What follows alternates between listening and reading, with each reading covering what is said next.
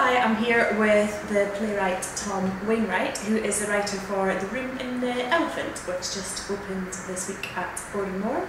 Tell us a little bit about The Room in the Elephant. What's it about? Where did it come from? So Emma Canada, who's directed it, she asked me if I wanted to write a play about Banksy. Yeah. I said no. I've got nothing interesting to say about Banksy. And she was like, "Do you want to commission?" I was like, "Yes, I do." So she told me about Oran Mor, which I'd heard of before, but she was like, "Do you want to do a show with me there?" I was like, "Well, yes, of course I do." But I was still scratching my head about how to say anything interesting about Banksy, because I've got a very simple attitude towards him, which I think most people do, which is that they're generally in favour and think that he's quite a good thing, and that's sort of general tick. So I was like, there's not much of a play in that. And then she told me about this story, which I'd heard of at the time, about how when he was in LA and he'd sprayed this looked a bit like an elephant on a water tank that looked a bit like an elephant, and there was a conversation in the art world about whether he was implying something else or whether he just meant it looks a bit like an elephant. Yeah. The implication possibly being that he was talking about homelessness as being the room in the elephant, which is a reference to a previous exhibition he'd had in LA 6 years earlier, which I always thought was quite spurious claim. It was much more likely that he was just saying this looks like an elephant. Yeah, and there happened to be a homeless person inside there, and anything beyond that nobody knows.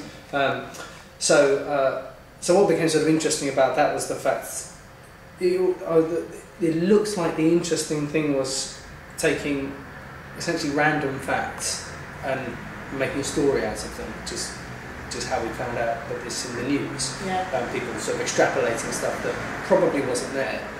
So that was the kind of basis of kind of myth-making, story-making in the capital of story creation, Los Angeles, at least Western storytelling. So we went for that. And there was this real homeless guy, so this is a character inspired by this real guy's story. Well, sure, yeah, but obviously I made some very half-hearted attempts to get in touch with him. I looked him up on Facebook, and he is on Facebook, and that was about all I did really. So it wasn't a very strong-hearted attempt to. And I've always felt, and I still feel, sort of ambivalent about the whole thing. Ethically, I feel unsure about the whole affair. So we've tried very much to put the focus in a way ultimately on us, in terms of like to make it a show about responsibility and about on both ourselves and to a certain extent Banksy, but without really meaning to put too much on him, but on ourselves about, is this okay to do this? This is a real live human being, and we don't know him, and we don't necessarily have his permission, and we have couched it in a certain way so that we're not really talking about him. We're talking the framework is a writer's fantasy of who this person might be, my fantasy of who he might be, not who he actually is. So I'm sure, if it ever came down to this, there's no kind of image rights or infringements or anything like that. But that's not really the point. There's still something difficult about it, and hopefully interesting about it. Yeah, well, that's the question that the play. It asks those questions of the audience and of itself, in its structure and its language and the theme, that's kind of that's where we. It's fascinating. And as you said, the director is Emma Canada, who's directed a couple of plays previously for us, and the play's co-production with the Tobacco Factory in Bristol. Yes. Which is exciting for us. That's the first time that we've co-produced with the Tobacco Factory. How that? Well, the relationship for us came through Emma. But how do you know Emma? Have you worked with her before? I have worked with Emma before on a couple of things, and we've always enjoyed that. It's been a like mind, particular way of. It's just it's a very good fit for me anyway. I don't know about her, but she seems to enjoy it. But this place has been great in terms of she's got an idea. It's not my idea; it's hers. She's enabled me to make it my idea. Because obviously it has to be. You have to make it. you know, has to become my baby somehow, and yet the very like fundamental things that she was talking about right at the beginning sort of permeate the whole script. So she's got, you know, she's not, you know, so she's got the play in a way that she wanted. I think she has anyway. At least we're both very happy with it. And an interesting way of, it's been fascinating. So I will jump through all sorts of crazy hoops for Emma, because I just totally believe that she'll get it to a place that, to be honest, I don't think I just wouldn't get to on my own. And what else are you up to then, writing-wise? So writing-wise, I've just got my first radio play, so that's fun. Brilliant. So that'll be fun. And I'm doing I've got a solo show because I do some performing as well.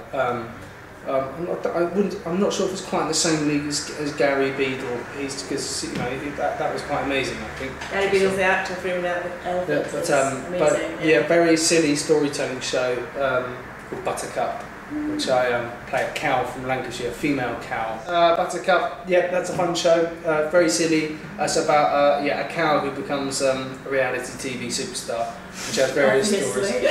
Well, basically, I got 2 stories. They didn't quite add up to a full show, so I put an in-character Q&A in the middle, which I can just flesh it out to being long enough to be a show.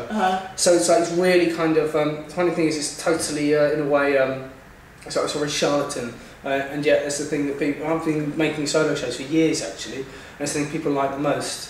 And it's like done on the back of a fag packet, and it's done for a laugh. That's the one that people go, oh, that's great. Oh yeah, and it's really, you know, so it's like, oh, okay, there you go. So maybe, yeah, but don't try so hard. Yeah. I'm doing some other things, but I'm writing. I've done a bit of development. I'm writing a play called Theatre and Education, which is about a TIE company who go into a youth club and they get taken hostage.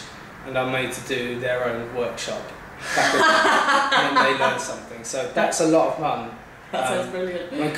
But I have worked with a TIE company in Bristol, and there's inevitably there are aspects of that experience that inform this. They're a very good TIE company, and I love working with them, and I want to continue to. However, I need the person who runs that company to okay the script, because I've taken all the good decisions they've made and reversed them.